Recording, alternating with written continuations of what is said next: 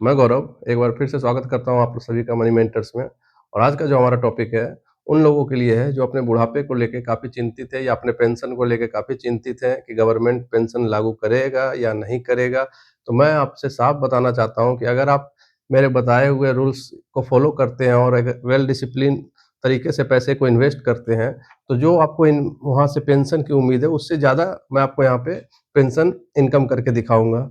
तो ज़्यादा टाइम आपका ना लेते हुए मैं इसको शुरू करता हूँ। मान लेता हूँ कि यहाँ पे आपकी जो सैलरी है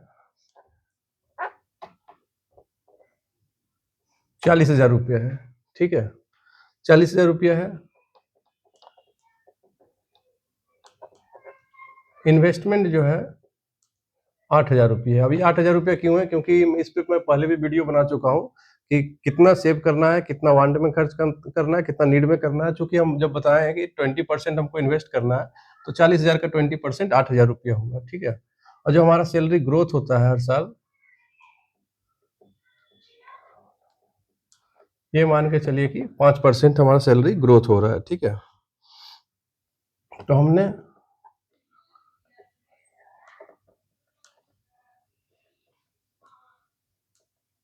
ईयरली इन्वेस्टमेंट कितना कर दिया?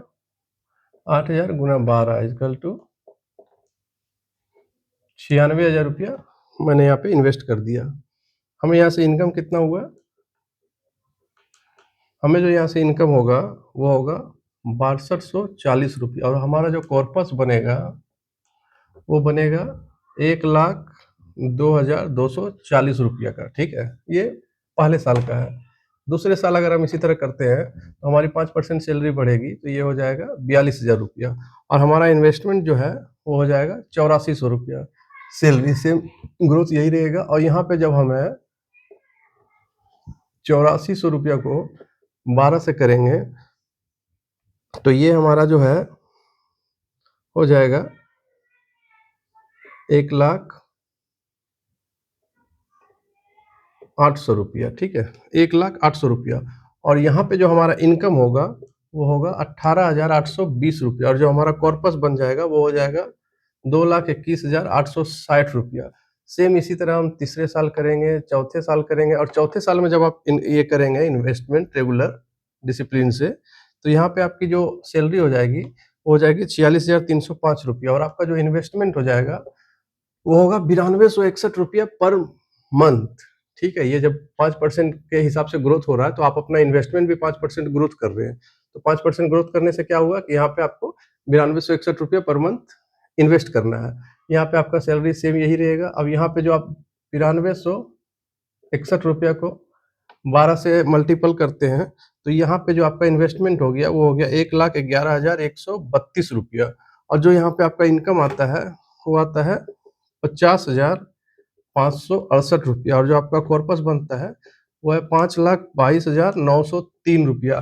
अब आप यहाँ पे देख सकते हैं कि अगर आप 4 साल रेगुलर डिसिप्लिन से इन्वेस्ट करते हैं तो आप 12 महीने काम करते हैं और आपको 13वां महीने का जो सैलरी है वो फ्री में मिल रहा है, क्योंकि आपकी सैलरी थी 46,305 रुपया, और आपको यहाँ से एक महीने से एक्स्ट्रा ही मानकर चलते हैं 50,568 रुपये का इनकम होना शुरू हो गया। यानी कि अगर आप 4 साल रेगुलर मेहनत करते हैं, इन्वेस्ट करते हैं सही से, तो आपको 50,000 रुपये का इनकम आना शुरू हो जाएगा। मतलब आप 12 महीने काम करके 13 महीने की सैलरी उठा सकते हैं। इसी तरह अगर आप काम करते-करते 20 साल काम करते हैं, क्योंकि गवर्नमेंट जॉब में क्या है कि जो भी ओपीएस वाले हैं वो 20 साल करने के बाद ही उनको पेंशन मिलता है। तो ऐसा मान के चल रहे हैं कि यहाँ पे आपने 20 साल काम किया। 20 साल के बाद आपकी सैलरी जो हो जाती है वो हो जाती है 1,01,000 रुपया, ठीक है? 1,01,000 रुपया हो गया। आप जो है सो यहाँ इन्वेस्ट करते हैं, और यहाँ जो आपकी इनकम बनती है ईयरली, ईयरली इनकम जो बनती है वो बनती है 10,82,420 रुपया। अब ये अगर आप मेरी ईयरली इनकम 10,82,420 रुपया है, तो इसको हम मंथ में अगर डिवाइड करते हैं 12 से, तो ये हमारा निकल के आता है 90,200 रुपया। और जो हमारा ये कॉर्पस बनेगा इसका, तो ये हमारा कॉर्पस बनेगा 1,02,00,000 रुपए का, ठीक है? मतलब 1,02,00,000 रुपया हमारा कॉर्पस बन गया है। और इस कॉर्पस से जो हमें इनकम हो रहा है वो हो रहा है हमारा साल में 10,82,420 रुपया, जिसको हम 12 से डिवाइड करते हैं तो 90,000 रुपया हमारा पर मंथ का इनकम आ रहा है। और हमारा सैलरी कितना, 1 लाख। आप पेंशन की उम्मीद कर रहे हैं तो पेंशन कितना मिलता है, बेसिक का 50% प्लस डीए वगैरह मिलता है। तो आप देख सकते हैं कि अगर आप 20 साल रेगुलर इन्वेस्ट करते हैं एक डिसिप्लिन में, तो वहां पे आपकी सैलरी आधी हो जाती है पेंशन के लिए, लेकिन यहाँ जितनी आपकी सैलरी मिल रही थी लगभग आप उतना ही सैलरी यहाँ से पा सकते हैं। और अगर आप थोड़ा दिन और रह के 25 साल यहाँ पे जॉब कर लेते हैं या 25 साल कहीं पे इन्वेस्ट कर देते हैं, तो यहाँ जो आपकी सैलरी हो जाती है वो हो जाती है 1,29,000 रुपया, ठीक है। और यहाँ जो आप ईयरली अर्न करते हैं वो करते हैं 21,15,200 रुपया, जिसको अगर हम मंथ में डिवाइड करते हैं तो ये हो जाएगा हमारा 1,76,266 रुपया।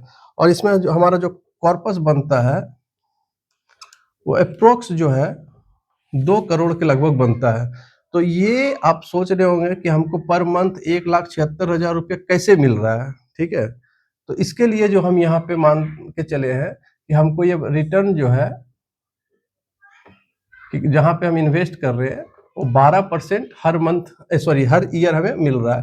तो ये जब हम 25 साल तक 12% कंपाउंडिंग इंटरेस्ट मिलता रहता है तो हमारा कॉर्पस 2 करोड़ का बन गया। अब 2 करोड़ का अगर आप देख सकते हैं 12%, तो आपको यहाँ से पैसे आपके लिए काम कर रहा है और आप पर मंथ यहाँ से उठा रहे थे 1,29,000 रुपया।